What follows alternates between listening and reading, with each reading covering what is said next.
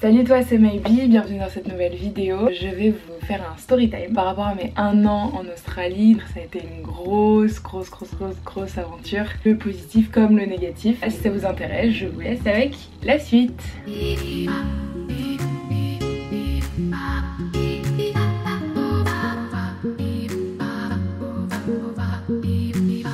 Pourquoi j'ai voulu partir en Australie? Je sortais de mes études et absolument partir à l'étranger pour apprendre l'anglais parce que j'étais pas très bonne. Je voulais vraiment rester 1 an. Ma soeur était déjà partie en Australie. Elle m'en avait parlé, enfin elle avait des super bons retours. J'ai voulu me lancer, partir avec mon copain, donc j'étais pas toute seule. Je me suis organisée quand même quand on part 1 an à l'étranger, c'est pas rien. On s'est décidé en milieu d'année. Voilà, fallait qu'on gagne notre vie, fallait qu'on apprenne l'anglais parce qu'on savait très bien que ça allait pas être des vacances pendant 1 an parce qu'on n'a pas un budget illimité. On a commencé à faire nos recherches pour faire au pair. Sur Facebook, il y avait plein d'annonces. Pour des couples, il y en avait très peu. Donc hyper chaud de trouver des familles qui acceptent 2 au pair. Enfin, t'en as qui nous proposaient que Clem, mon copain, travaille à côté pour payer un loyer. On a pensé à prendre 2 familles. Mais bon, faut trouver la famille qui soit pas très loin, qui accepte que le copain vienne dans la maison dormir, machin. On a quand même trouvé 2 familles. Vraiment, on était à, je sais pas moi, 2 semaines de notre départ.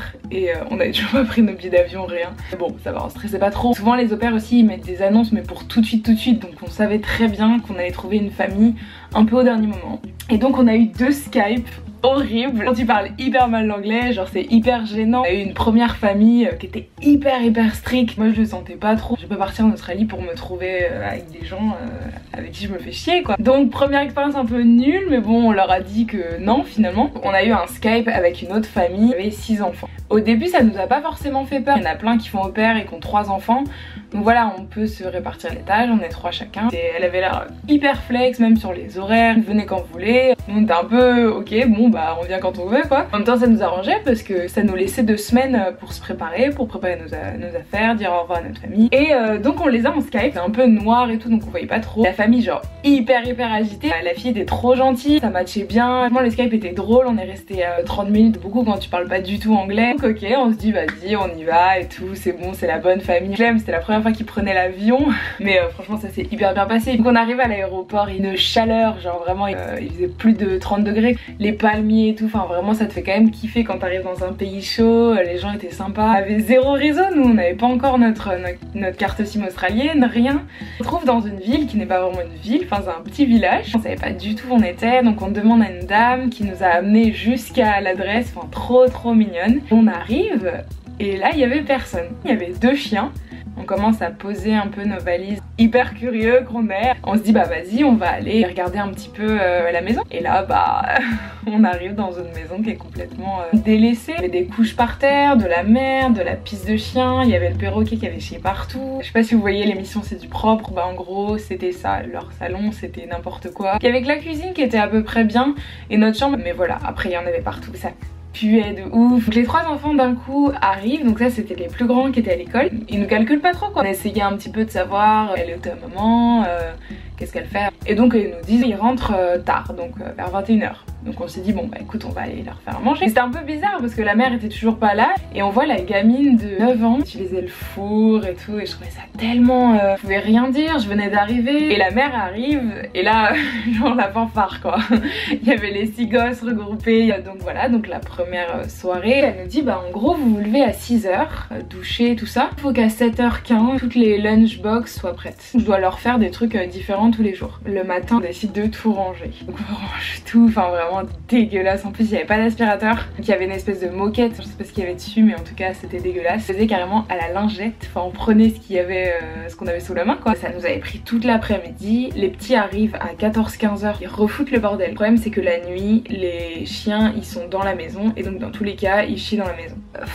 Je vais vous faire bref, on est resté 1 mois, on travaillait de 6h du matin à 22h, c'était non-stop, je faisais 2 à 3 lessives par jour. Le ménage en fait c'est ce qui me prenait le plus de temps, plus les enfants il fallait s'en occuper quoi. Ils faisaient un peu leur loi, ils faisaient ce qu'ils voulaient, ils bouffaient à l'heure qu'ils voulaient. On était hyper fatigués. J'ai tellement pris sur moi pendant ces 1 mois où je me disais bon c'est des gens qui ont besoin d'aide et tu fais une bonne action et tout, mais franchement j'avais qu'une seule envie, c'est de m'en aller. On a essayé de faire des règles aux enfants. Nous on était responsables, Et on pouvait juste pas se permettre d'avoir des trucs qui les mettaient en danger, parce que si jamais il y a un accident, ça va forcément nous retomber dessus. On gagnait un salaire pour 2, on l'avait accepté parce qu'on avait que ça. Une fois, elle propose à Clem d'aller travailler dans une ferme. Nous on se dit bah écoute, why not, elle se fait un peu de sous et on partira après. Et moi je me suis retrouvée toute seule avec les 6 enfants. C'était un peu trop pour moi quoi. J'ai fini par dire à la mère, de toute façon moi je peux pas gérer 6 enfants qui courent partout, qui vont sur la route, qui font leur life. J'avais aucune autorité sur eux. J'ai très bien compris qu'on parlait pas la même langue qu'eux. Une fois j'étais en train de les garder.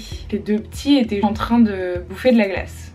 Bon, mais ils s'étaient mis en fait en hauteur sur un espèce d'énorme bidon. Je m'en foutais de la glace parce que de toute façon la mère m'avait dit de rien dire là-dessus. Donc bon, vas-y, empiffre-toi, mais par contre descends parce que c'est dangereux. Et en fait à ce moment-là, je sens qu'il se passe un truc derrière la maison. Les petits étaient en train de faire du jardinage avec des pelles en fer. On a un qui envoie la terre sur son frère, mais sans faire exprès. Franchement il avait pas fait exprès. Et l'autre elle a frappé avec la pelle en fer. J'ai hurlé. En vrai j'ai eu hyper peur, genre c'était même pas pour l'engueuler. Genre Clem est arrivé à ce moment-là, donc les a séparés, machin. Il les a engueulés et tout. Moi j'ai pris l'autre, j'ai commencé à le soigner. Clem dit à tout le monde de ranger le salon. Une fois dans leur vie, ils comprennent qu'il y a des choses à pas faire en fait. Les enfants ils ont très bien compris que de toute façon ils se feront jamais punir. Donc ils continueront jusqu'à ce qu'il y ait un accident. La conclusion de la bagarre avec la pelle, c'était que c'était un accident. Donc il y avait eu déjà cet épisode qui m'avait un peu marqué. J'avais dit à Clem, écoute je le sens pas. J'ai décidé de dire à la mère qu'on était responsable et que c'était soit elle nous laissait punir ses enfants et leur fixer des règles, soit on s'en allait. Peu de temps après, ça allait bientôt faire 1 mois qu'on était là. Je vais dehors, je vois une des petites qui a 6 ans, qui est dans la voiture. Enfin je la chope quoi, je dis mais qu'est-ce que tu fais dans la voiture quoi. Elle avait les clés à la main. De toute façon quand je suis toute seule avec tous les enfants, je suis archi vulnérable, donc je la vire. Va t'amuser à faire ce que tu veux mais pas ça. Je rentre dans le garage. Et là je vois monsieur avec ses frères et sœurs en train de réparer son vélo avec des outils, surtout avec un briquet ou des allumettes je sais plus, pour souder son vélo. Donc je prends ce qu'il y a de dangereux quoi, et puis je lui dis bah non tu touches pas à ça en fait. Alors t'attends que ta mère elle arrive, mais moi je veux pas de ça. Donc je reprends les trucs et il va les rechercher. Et non c'est mort, tu joues pas avec des couteaux. T'as ta soeur qui a 2 ans qui est à côté de toi. Je lui dis non c'est mort. Et il me dit ok j'appelle ma mère. Entre temps je m'engueule avec un petit. Je fais traiter de... J'étais grave une vicose. Bref, je me fais insulter super par des enfants. Je lui dis ok vas-y continue. Tu verras ce soir avec ta mère. On en reparlera. Il appelle sa mère et sa mère elle vient. 1 heure après elle demande c'est quoi ce délire. Et là t'as le plus grand. Alors là, il commence à nous faire sa drama. Il commence à chialer devant sa mère. Parce qu'ils savaient très bien qu'il avait fait une connerie. Et moi, de toute façon, les larmes, ça marche pas. Et donc, je finis par lui dire que ses enfants nous traitent comme si on était des majordomes. On n'est pas venu ici pour faire l'éducation des enfants. Je lui explique que ça va pas le faire, que c'est la 2e fois que ça arrive. La première fois avec la pelle, elle était un peu sur ses enfants en disant que c'était à cause de moi. Et donc on a fini par lui dire tout ce qu'on pensait. J'avais appelé l'amie de mes parents en lui disant qu'on allait aller à Sydney. Le jour du départ, on se lève, personne dans l'appart. Donc en fait, ils s'étaient planqués tous, donc avec la mère, dans le garage. C'était hyper gênant parce qu'on partait en mauvais termes quoi. La mère était hyper énervée, donc on la voit, le visage fermé. Et on avait quand même acheté des chocolats et des petits bonbons aux enfants, histoire de... Pour moi, c'était bon quoi. Et là, Clem, je sais pas ce qu'il prend, il dit bon bah... Il dit le nom de la fille. À bientôt Il dit ça en français. Genre elle avait reculé d'un pas parce que je pense que Clem voulait lui faire la bise quoi. Mais pas du tout en fait. Voilà, donc ça c'était la première expérience géniale. Donc on est parti direction Sydney. On était hyper soulagés. Et enfin, et je me souviendrai toute ma vie, j'ai mis mes pieds nus sur le sol en sortant de ma douche. Genre c'était la meilleure sensation de ma vie. Il a une super maison, donc c'est à 1 heure de Sydney. Il y avait des trucs qui étaient un petit peu compliqués. Pour avoir un travail, il fallait avoir un compte bancaire. Pour avoir un compte bancaire, il fallait avoir un logement. Donc en gros fallait trouver le logement en premier. Entre temps j'avais fait 2 formations, une pour le RSA, c'est une carte qui t'autorise à vendre de l'alcool. C'est primordial de l'avoir si tu veux faire serveuse. Et j'avais appris à faire les cafés, j'avais une certification. Je tombe sur un appart trop mignon, tout était en parquet, donc déjà ça nous changeait de ouf parce que la moquette on n'en pouvait plus. Et un petit balcon vue sur la mer, tout était neuf, on s'engageait pour 6 mois. Le jour où on s'est installé, moi le lendemain, j'avais été prise pour un test. Ça s'était bien passé, sauf que bon bon, ça me faisait un peu chier parce que le manager était français. Un peu relou quand tu veux apprendre l'anglais. Mais bon, en même temps, j'avais un taf, j'avais besoin de sous, donc je me suis dit bon, vas-y, pour commencer, c'est bien. Tous les autres étaient australiens. Travaillé un mois dans ce restaurant. Voilà, j'avais ce manager qui forçait un peu avec moi. De toute façon, c'est pas la première fois que ça m'arrive. Je me suis rendu compte par une nouvelle manager. Elle me fait savoir que je gagne beaucoup moins que toutes les autres serveuses. Je me suis fait entuber parce que j'étais française. Donc première carotte du jour. Je me suis barrée évidemment du jour au lendemain. J'ai commencé à rechercher du taf, tout ça, mais je voyais plus trop l'intérêt d'être ici. Parce que ça faisait 4 mois que j'étais en Australie. C'est pas ce que je faisais là. J'ai l'impression d'être à Paris, de faire de la restauration et de pas avancer. J'avais pas d'amis, j'étais seule. Enfin, j'avais envie de monde autour de moi. On a quitté l'appartement un mois plus tôt. On est arrivé dans une auberge de jeunesse. On avait trop une image des backpackers en mode le truc célibataire. Enfin, tout le monde couche avec tout le monde et c'était un peu l'idée que j'avais que bah finalement non, des auberges qui font des chambres privées. Et là bah c'était trop cool. On arrivait en hiver, donc c'était la période un petit peu plus calme et donc il y avait encore moins de taf pour ceux qui parlaient pas très bien anglais.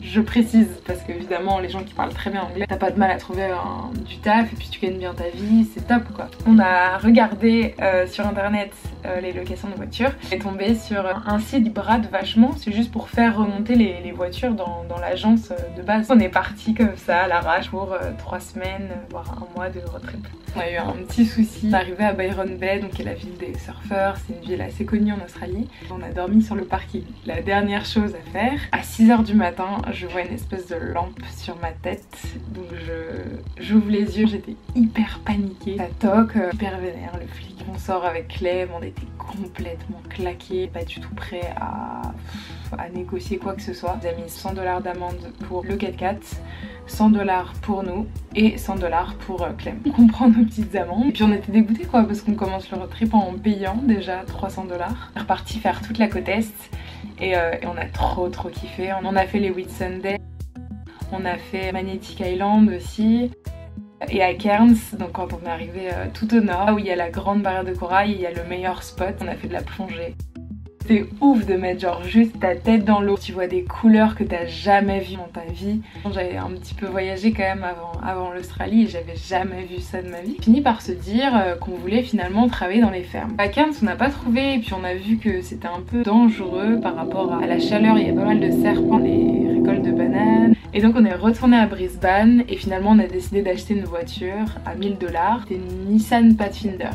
Je ne connais pas du tout en voiture. On est allé l'aménager et on a acheté des planches, on les a coupées, on a acheté des tournevis. Et sur le parking, on tombe sur un Australien qui nous parle, qui nous dit ah vous faites quoi et tout, parce qu'on était là avec nos tournevis en train d'essayer de faire une espèce de plateforme pour que notre matelas se mette dessus et que la valise aille en dessous. Il nous dit bah vous voulez de l'aide et tout, et puis nous on lui dit non mais ça va, enfin c'est ok, on va se débrouiller. La nuit commence à tomber et il nous revoit, donc on n'avait toujours pas avancé. Il dit bon écoutez là il va se faire tard, venez chez moi, je suis menuisier, je vous le fais en 5 minutes, faites-moi confiance. On était un peu gênés, bon on s'est dit de toute façon on n'a pas le choix, il est 18 h, il va faire nuit. Il nous a fait effectivement un truc sur mesure, nickel et tout. Première nuit, en fait on avait mis le truc beaucoup trop haut.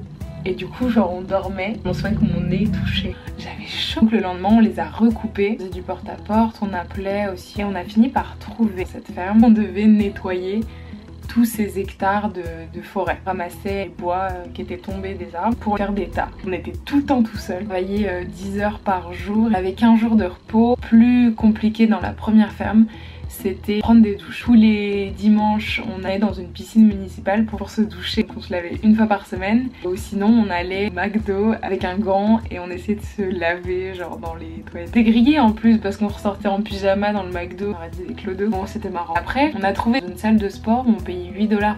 Et l'autre plan c'était gratuit et c'était dans un stade en fait, il y avait des douches qui étaient abandonnées, enfin il y avait des araignées dedans, il y avait des trucs et tout. Le relou c'est qu'il fallait choisir entre faire une douche et aller chercher à manger dans un supermarché parce que ça fermait hyper tôt. Au final on prenait notre douche et on finissait très souvent au McDo. On bouffait très mal. On était à Brisbane mais on était plus au centre en fait, vers le désert, genre le soir on dormait dans un free camp, il faisait hyper froid, on allait aller jusqu'à -2 degrés dans la voiture donc c'est un peu dangereux. La journée il avait 25 degrés, on voyait des kangourous sauvages qui venaient nous voir, trop mignons. On coupait le bois avec une machine et on tombait tout le temps sur des énormes araignées. Mais franchement au niveau des bêtes on s'est jamais retrouvé avec un gros truc dans notre voiture. On faisait tout le temps gaffe à bien fermer. On est arrivé à Byron Bay parce qu'on s'est dit qu'on avait envie de travailler dans les campings. Et savoir que les plans en Australie changent tous les jours. Enfin, franchement on a pensé à tellement de choses. Sur la route on avait postulé dans pas mal de fermes, dont une où on avait pris le café avec une dame. On avait bien matché mais franchement j'avais complètement oublié, et puis on verra bien s'il nous rappelle, mais pour nous c'était... Tout le monde cherchait des fermes, on voyait des annonces partout. Je reçois un appel, je regarde Clem et j'étais au téléphone, je me dis putain c'est les ananas et tout. Mais bon on savait pas si c'était bien payé ou pas payé parce qu'il y a beaucoup d'arnaques. C'était bien payé, on avait des heures, pour nous c'était parfait. On devait commencer le lundi. Et on a postulé à une annonce pour nettoyer une école parce qu'il y avait une épidémie. On a été pris et on a gagné super bien. Je crois 40 $ de l'heure. Ça a refait notre semaine quoi, parce que franchement on avait perdu plein de sous en une semaine quand on était à Byron Bay, à force de chercher partout, de faire des porte-à-porte entre l'essence, la bouffe. Et on a tout récupéré en une journée. Enfin bref, c'était trop drôle, on était grave dans un film, genre on prenait des combinaisons, ils étaient grave à fond dans leur mission alors que c'était juste une épidémie de, je sais plus, de gastro ou de grippe quoi, enfin c'était pas non plus la fin du monde. On a fait des caisses, il y avait 50 personnes pour une école. On devait laver tous les trucs, genre les stylos, les trousses, les cahiers, les machins, enfin franchement on a tout cleané. Dire qu'on peut très bien gagner en Australie si on trouve un bon petit plan. Et donc nous voilà partis. Le coin où on était littéralement à 20 minutes de la famille au père où on était. Donc c'était la ville d'à côté. Donc les courses, on allait les faire là où ils allaient les faire. Quand on allait à la plage, bah, c'était les plages où on allait quand on avait les petits. On s'est dit mais à tous les coups on va les croiser, genre vraiment on avait trop chaud. Et finalement pendant un mois on les a pas du tout croisés. Là pour le coup le taf était beaucoup plus intensif. On faisait notre récolte d'ananas 7 ou 8 heures par jour. Et on était vraiment dans la poussière, il y avait énormément de vent. Tous les soirs on allait dans une piscine. D'abord on se lavait et ensuite on allait dans la piscine. On dormait dans un free-camp qui était pas... Ça sentait la beuh tout le temps. On fume pas du tout donc les toilettes étaient condamnées. On faisait nos besoins un peu n'importe où. On était vraiment à côté des plages et ça c'était tellement bien parce que tous les week-ends on se faisait nos petits trucs. On avait un taf qui était cool, on s'entendait hyper bien avec les fermiers. On apprenait vachement plus vite l'anglais. Après ça, bah pareil, au bout d'un mois, plus de travail pour nous. Et on avait eu un plan, on pensait que c'était un plan. C'était un monsieur que j'avais eu au téléphone pour des oranges. C'était au niveau de Sydney, enfin c'était dans les terres de Sydney. On a fini le samedi et le lundi il fallait qu'on y soit. On a vraiment passé une journée voiture. On a fait Brisbane-Sydney en un jour et demi quoi. On est descendu, on est arrivé dans cette ferme. En gros ils te payent à la cagette, donc ça faut vraiment se méfier. Une cagette pour 30 $, sauf que la cagette on la faisait en 2 heures. Quand on ramassait toutes les oranges qui étaient soit par terre ou soit qui étaient sur le bas autrement, fallait prendre l'échelle et monter machin, sauf qu'en fait c'est pas très stable, donc là tu mets 3 heures à faire une cagette. Il lui a dit que c'était pas possible et que c'était pas rentable. Finalement en fait hyper honnête, il nous a dit oui vous avez raison, de toute façon moi voilà je peux pas vous payer plus mais je vais quand même vous payer pour une journée normale. Et là bah du coup venait toujours le truc de chercher une ferme qui était souvent très galère, très aléatoire, et en général t'as qu'un seul plan, il y en a pas 15, où les gens sont réglo en une semaine mais vraiment on charbonnait. Nous restait un mois en Australie, donc on est tombé sur une famille en fait avec 2 frères qui avaient repris la ferme de leur papa. Il y avait un Népalais, un Allemand, 2 Australiens en plus qui travaillaient sur le site. C'était des grands champs de prunes et de pêche et ils avaient aussi des poules. Nous notre mission c'était de trier les prunes. Les branches étaient trop fines pour supporter par exemple 2 prunes sur une toute petite branche. Il n'y a rien de très compliqué, comme c'est des hectares entiers, pas être nombreux pour trier tout ça. Bah vraiment on est tombé sur une perle quoi, on était super bien payés, on avait plein d'heures. En soi il faisait pas beau mais c'était arrangeant parce que on était dans un coin qui était complètement paumé. On avait un mobil-home pour nous, bon le mobil-home clairement on n'y a jamais dormi, mais au moins on pouvait faire la cuisine dedans. Il y avait des douches qui étaient sales aussi. Ah oui, les lessives. Toutes les semaines on allait faire nos lessives. Quand tu vis dans une voiture, il faut la laver tout le temps parce que sinon enfin tu te chopes des trucs. Ah, c'est pas comme un appartement, ça prend la poussière tout de suite. Cleaner la voiture toutes les semaines aussi. Travaillé pendant un mois avec des gens hyper cool, on a super bien appris l'anglais, on faisait des soirées. Il y avait un billard, c'était hyper sympa. C'était vraiment la dernière ferme où on s'est fait pas mal de sous et on avait comme projet du coup d'aller à Bali. On avait mis un mois avant la voiture en vente. On avait 3 personnes je crois qui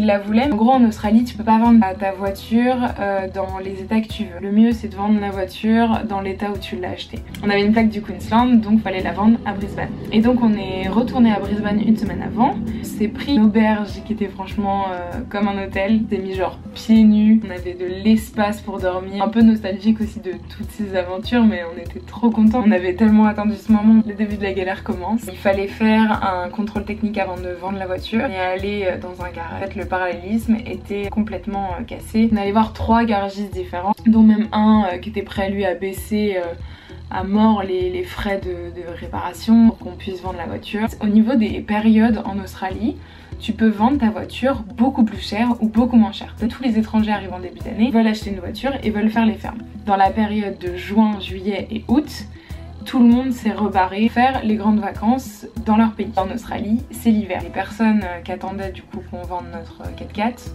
on a commencé à leur dire la vérité, que le contrôle technique ne passe pas, il y a tant de dollars pour les réparations. C'était une semaine de réparation et ensuite on pourrait la vendre. Sauf que nous on partait, on l'a acheté 1000 $, on allait la vendre 6000 $ si on avait eu le contrôle technique.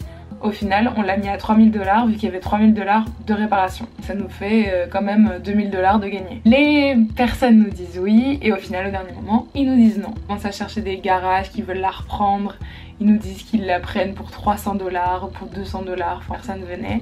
Entre temps, on a eu un souci avec l'ordinateur de Clem, donc on passait tout notre temps à l'Apple Store. J'ai jamais passé autant de temps dans un Apple. C'était coupé son ordi et comme il fait de la musique, enfin c'était quand même important, donc on a essayé de gérer les deux. Dommage parce que toute cette semaine à Brisbane, il faisait super beau. On avait bien envie de se baigner, mais finalement on était tellement préoccupés par cette histoire de voiture, de mettre des annonces partout sur Facebook, sur Gumtree. On avait fait nos photos nickel. Tout était équipé en fait pour partir en road trip ou en ferme. Les jours passent et là, la veille du départ, il est 15 h je crois. Il y a une fille qui dit est-ce que le truc est toujours dispo? Clem dit oui, il s'appelle.